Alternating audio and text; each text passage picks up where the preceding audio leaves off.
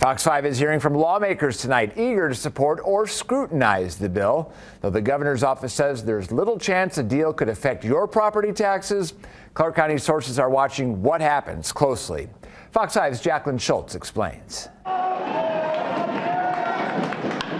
The Oakland A's step up to the plate and release these renderings of a ballpark at the Tropicana site. A's President Dave Kaval said, "We are excited to share our vision for the A's potential new home. We will continue to refine the look and feel of the ballpark. We hope our project serves as a catalyst for community development and engagement." The team posted these on social media with responses from thousands of fans. "We don't care. Sell the team. It better have air conditioner." As a ballpark bill finally gets seen and reviewed by lawmakers, Treasurer Zach Conine took a look at the numbers, withholding his opinion till the deal is presented. As the treasurer, we have a fiduciary responsibility to make sure the state cuts the best deal of any deal. In a tax district package for a stadium, Nevada will offer $180 million in tax credits, not bonds. The county would offer $120 million in GO bonds, $25 million funding, and a 30-year property tax exemption. Thursday, the governor's office says the goal is 4 years of debt reserves to make sure your property taxes are not affected, and say the chance it ever would is remote. But our Clark County source high up says though officials are comfortable with the deal, the concern for you is still real. The source also cautions if lawmakers make changes to the bill after it's introduced, it could change how they feel and the real impact to you. Jacqueline Schultz, Fox 5 News, local Las Vegas.